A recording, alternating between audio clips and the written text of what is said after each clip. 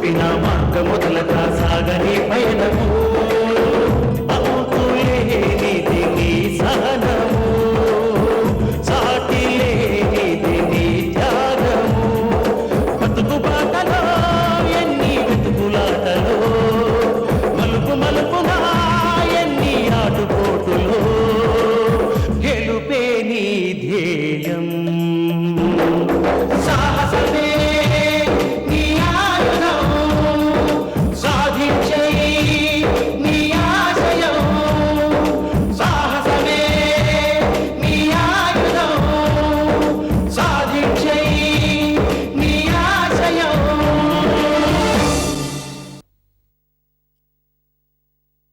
Address ఉందమ్మా చూడు. Address రాయలేదమ్మా. అత్తయ్య, ఛే, ముద్ర మీద కూడా ఊరి పేరు సరిగ్గా కనిపించడం లేదు. ఏమైతేనే వాడు బతికే ఉన్నాడు కదా, అది చాలు. అనిత, చూసావమ్మా, టైం బాగాలేదని మీ నాన్న చెప్పినా బాలాజీ వినకుండా వ్యాపారం చేసి నష్టపోయి చావుకు తెగిచ్చాడు. కానీ జాతక ప్రకారం ఏమీ కాదని మీ నాన్న చెప్పాడు. ఇప్పుడు అది రుజువైంది. నీ మాంగళ్యం గట్టిదమ్మా.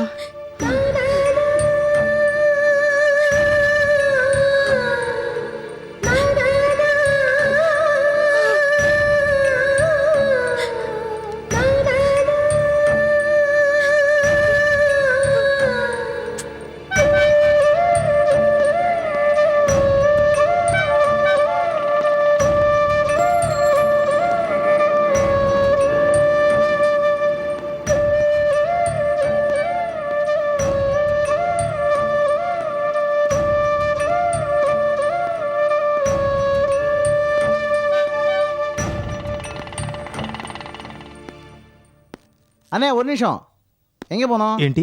நானும் சென்ட்ரல் ஸ்டேஷன்லேருந்து பார்த்துக்கிட்டே இருக்கிறேன். நீங்கள் பைத்தியக்கார மாதிரி அப்படி இப்படி சுற்றிட்டே இருக்கே, எங்கே போகணும் சார்? ఏమంటున్నావు? ఓహో, நீங்கள் తెలుగు వారా, తమిళ్ రాదా? రాదు, ఇంగ్లీష్ వచ్చు. ఓ, నాకు ఇంగ్లీష్ రాదే. ఎక్కడికి పోవాలి? వల్సర్ వాక్కం. ఓ, వలసర్ వాకమా? వాంగ ఉక్కారు, ఆ? వచ్చి కూర్చోండి.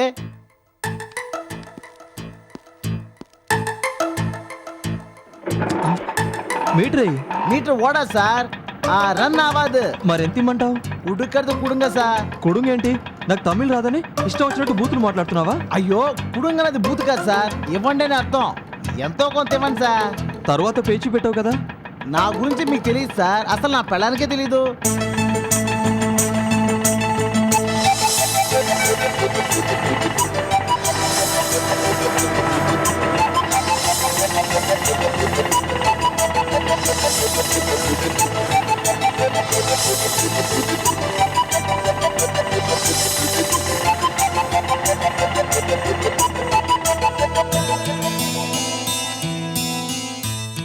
தம்பி, వలసరవాకం, కామకోటి నగర్, సెకండ్ స్ట్రీట్ ఇదే. అదో మీ ఫ్రెండ్ ఇల్లు అదే.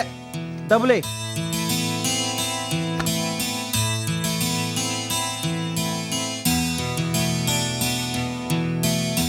ఏంటి 50 రూపాయలా?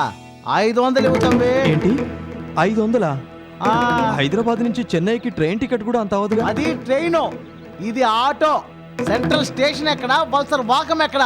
ఇవ్వు 500. నువ్వు చెన్నై మొత్తం తిప్పి చూపించినా అంత అవ్వదు. నేను ఇవ్వను. ఏయ్, ఏంటి డబ్బులు ఇస్తావా లేదా? ఇవ్వు 500. ఏంటి బెదిరిస్తున్నావా? పోలీస్ స్టేషన్కి వెళ్తాను. ఏంటి పోలీస్ స్టేషన్కి వెళ్తావా? వెళ్ళు, వెళ్ళవయ్యా వెళ్ళ. అక్కడ మీ మామ ఎస్ఐ 1000 రూపాయలు అవుతాడు. అక్కడికి వెళ్ళి 1000 రూపాయలు ఇస్తావా, 500 ఇస్తావా? వెళ్ళు, పోలీస్ స్టేషన్కి వెళ్ళవయ్యా వెళ్ళు.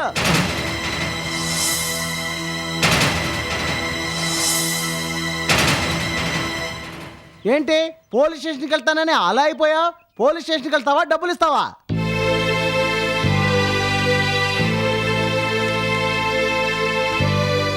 వెళ్ళు.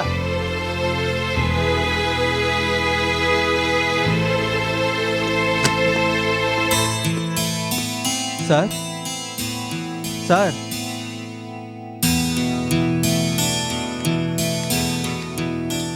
ಯಾರು?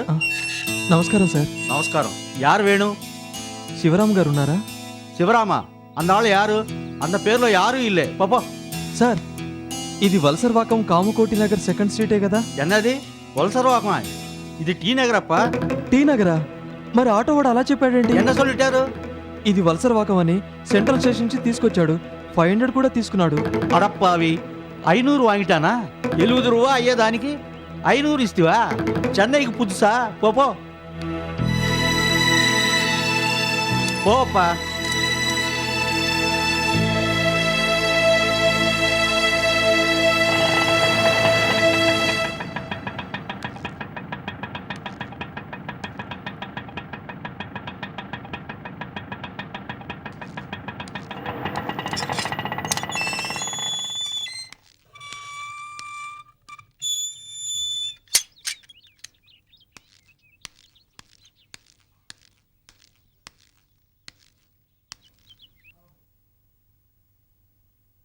నమస్కారం మేనేజర్ భాస్కర్ రావు గారు. నమస్కారం బలరాం గారు. బాగున్నారా? నేను బాగున్నాను, మీరు ఎలా ఉన్నారు? మీరు బాగుంటే మేము బాగున్నట్టేనండి. కూర్చోండి. ఏదైనా పని మీద వచ్చారా? ఫోన్ చేస్తే నేనే వచ్చి ఉండేవాడిని కదండి. అమ్మమ్మ, పనున్న చోటుకి మనమే వెళ్ళాలి కదండి. దేవుడున్న చోటుకి మనం వెళ్ళాలి కానీ మనం ఉన్న చోటుకి దేవుడు వస్తాడా? మీరేదో పెద్ద పెద్ద మాటలు మాట్లాడుతున్నారు. నాకు మూడు వస్తే అంతేనండి. అవును, మీ గార్మెంట్ బిజినెస్ ఎలా ఉంది? ఏడ్చినట్టుంది. నిజం చెప్పాలంటే నానాటికి తీసికట్టు నాగంబొట్లు అన్నట్టుంది. బాలాజీ ఎక్కడికో వెళ్ళిపోయాడు కదా, దాంతో శాంతి మేడం గారి ఆడపెత్తనం మొదలైంది. వర్కర్స్ని అందలం ఎక్కిస్తూ ఎక్కడా లేని ఇంపార్టెన్స్ వాళ్ళకిస్తూ నన్ను వెధవని చేస్తుంది. నాతో పాటు వాళ్ళని కూడా సమానంగా కూర్చోబెడితే ఎలా బలరాం గారు? నాకు అక్కడ పనిచేయడానికి చాలా షేమ్గా ఉంది. ధర్మారావు గారు నిజంగా ధర్మరాజు. అవసరానికి ఎంత డబ్బు కావాల్సి వస్తే అంత వాడుకునేవాడిని. మేనేజర్గా నాకు గౌరవం ఉండేది, ఇప్పుడు ఆ గౌరవం లేదు. ఫైనాన్షియల్గా ఎదుగుదల లేదు. శాలరీ పెంచమని ఇప్పుడు అడగడానికి వీలు లేదు. ఎందుకు ఈ వెట్టి చాకరీ అనిపిస్తుంది. వేరే ఎక్కడన్నా పని చూసుకుందామని అనుకుంటున్నాను. అసలు ఎప్పుడో రిజైన్ చేసేవాడినండి, కానీ ఫ్యామిలీ బర్డన్స్, పిల్లల చదువులు ఇవన్నీ దృష్టిలో పెట్టుకుని తెగించలేకపోతున్నానండి. ఈ ఉద్యోగం చేస్తూనే వేరే మంచి పని ఏదైనా దొరికితే వెళ్ళిపోదాం అనుకుంటున్నానండి. బలరాం గారు, మీ వైన్ షాప్లో నాకు తగిన పని ఉంటే చెప్పండి, వచ్చేస్తాను. ఆడాళ్ల ముందు చేతులు కట్టుకుని దోషులా నిలబడలేకపోతున్నాను. ఈ ఆడపెత్తనం ఇలాగే కంటిన్యూ అయితే గార్మెంట్స్ ఫ్యాక్టరీ త్వరలో మూతపడడం ఖాయం. మూతపడుతుందని మాకెప్పుడో తెలుసండి. మీకు ఇష్టం లేకపోయినా, మీ శాలరీ పెరగకపోయినా కొన్నాళ్ల పాటు మీరు అక్కడే పనిచేయాలి. మా కోసం పనిచేయాలి. మీకొచ్చే జీతం కాకుండా అదనంగా మీకు ఎంత కావాలంటే అంత నేనిస్తాను. ఆ ఫ్యాక్టరీ మూతపడకుండా చూసి ఏదో కిరికిరి చేసి మేమే తీసుకోవాలి అనుకుంటున్నాం. ఎందుకంటే ఇప్పుడు మా బ్రాందీ షాపు మంచి లాభాల బాటలో నడుస్తోంది. ఇప్పుడు మీరు వెళ్ళిపోయారనుకోండి, ఆ ఫ్యాక్టరీ మా చేతికి వచ్చిన తర్వాత మీలాంటి మంచి మేనేజర్ మాకు దొరుకుతాడా? అందుకని మిమ్మల్ని మేము చూసుకుంటాం, మీరు అక్కడే కంటిన్యూ అవ్వండి. అయితే ఫ్యాక్టరీ వాళ్ళ చేతుల్లో ఉన్నంత కాలం అది డెవలప్ అవ్వకుండా మీరు చూడండి. Day by day downfall అయ్యేట్టుగా చెయ్యాలి. మీరు తలుచుకుంటే చేయగలరు. నాకు తెలిసి 25 ఏళ్లుగా మీరు మేనేజర్ పోస్ట్లో ఉన్నారు, అయినా ఇంతవరకు మీకు సొంత ఇల్లంటూ కూడా లేదు.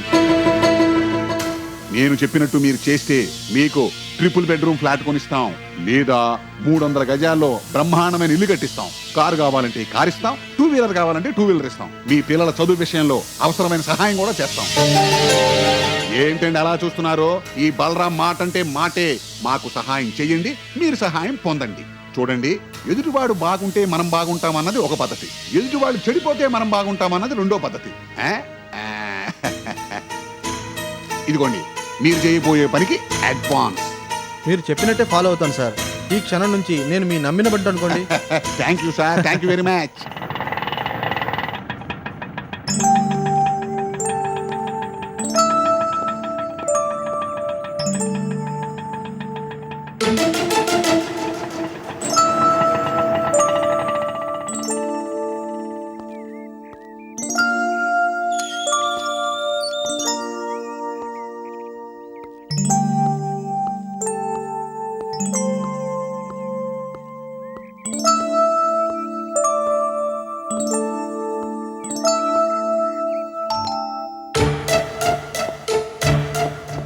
సుమతి, కాలింగ్ బెల్ కొడుతున్నది నా ఫ్రెండ్ బాలాజీ.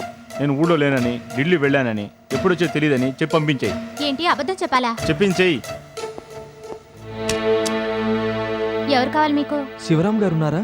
సార్ లేరు, ఢిల్లీకి వెళ్ళిపోయారు. ఎలక్షన్ సీజన్ కదా, అందుకే వెళ్ళిపోయారు. ఎప్పుడొస్తారు? తెలీదు, వెళ్ళండి.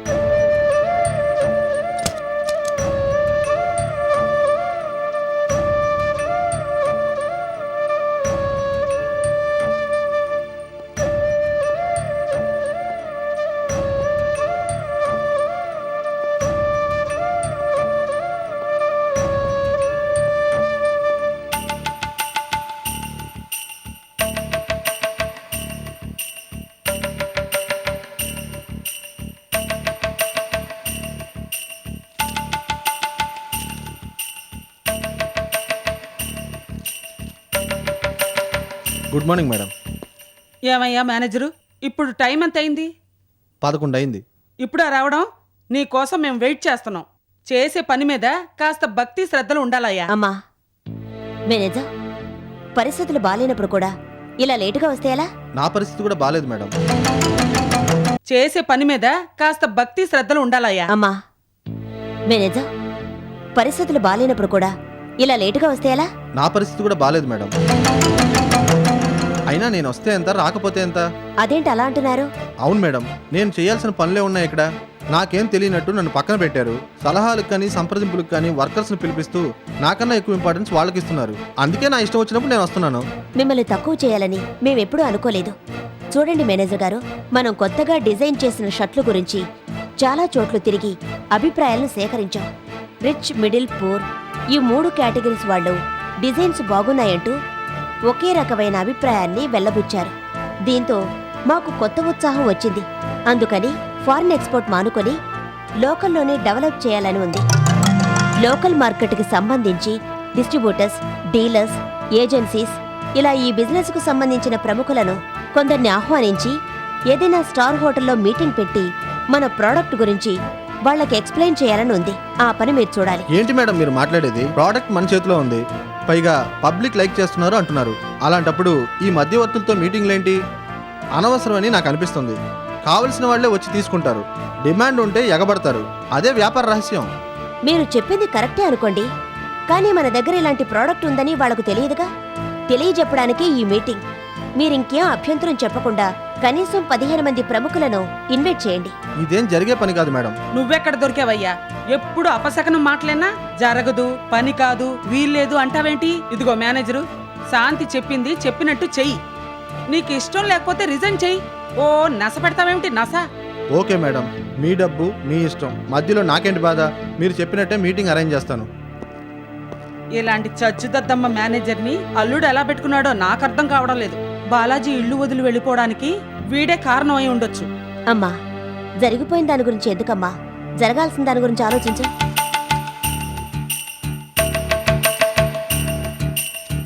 సార్ 5 రూపాయలు వడ్డీ తీసుకొని మీరు చెప్పిన అమౌంట్ పే చేస్తున్నాను సార్. మమ్మల్ని పంపించే బాధ్యత మీదే.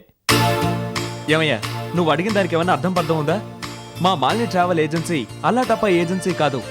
డబ్బులు వసూలు చేసి బోర్డు తిప్పి ఎస్కేప్ అయ్యే బోగస్ ఏజెన్సీ కాదు. ఆస్తి, అంతస్తు, హోదా, గౌరవం, ఎంతో గుడ్ విల్ ఉన్నవాళ్ళం. మీరేమీ అనుమానం పడక్కర్లేదు. అనుమానం పడేవాళ్ళు మాకు డబ్బు ఇవ్వక్కర్లేదు. మీకు మా మీద నమ్మకం ఉంటే మీ పాస్పోర్ట్, మేము చెప్పిన అమౌంట్ ఇచ్చి వెళ్ళండి. ఇమిగ్రేషన్ వగైరా తతంగాలు పూర్తవడానికి ఓ వారం రోజులు పడుతుంది. అవన్నీ పూర్తయిన 15 రోజుల్లోగా మీరు ఆస్ట్రేలియాలో ఉంటారు. Lakshmi finance, Lakshmi garments, Lakshmi constructions, Lakshmi group of industries మావే. మా ఫ్యామిలీ గురించి, మా నాన్నగారి గురించి ఈ సిటీ మొత్తం తెలుసు. మా బావగారు, అదే అడబాల జయకృష్ణ గారికి జిల్ జిల్ దిల్ పేరిట వైన్ షాప్ ఉంది. మీకు నమ్మకం లేకపోతే మానేయండి. మేమంటే నమ్మకం ఉన్న వాళ్ళు చాలా మంది ఉన్నారు. రోజుకో బోగస్ కంపెనీ పుడుతోంది. ఎవరిని నమ్మాలో ఎవరిని నమ్మకూడదో తెలియక ఇలా అడగాల్సి వచ్చింది. మీరేం అనుకోకండి. ఇదిగోండి నా పాస్పోర్ట్. ఇదిగోండి నా పాస్పోర్ట్. ఇదిగో సార్ నా పాస్పోర్ట్. ఇదిగోండి నా పాస్పోర్ట్.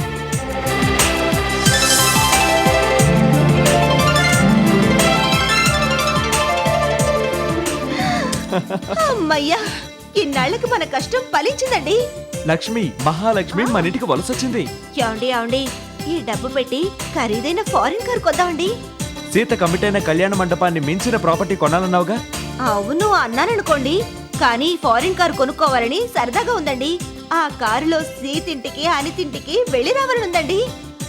నీ గొప్పలు వాళ్ళకు చూపించడానికి ఫారిన్ కారే కొనాలా? నీ సరదాలు సంతోషాలు తర్వాత. ముందు మనం తీసుకున్న అప్పు తీర్చాలి. విఠల్ దగ్గర మనం తీసుకున్న దాంట్లో ఎంతో కొంత పే చేయడం మంచిది. అప్పుడే విఠల్కి మన మీద నమ్మకం ఏర్పడుతుంది. మనం ఎప్పుడు అడిగితే అప్పుడు మనకు అప్పిస్తాడు. అందుకని ఈ వచ్చిన దాంట్లో సగం విఠల్కిద్దాం, మిగతా సగం ఫైనాన్స్ ఖాతాలో జమ చేద్దాం.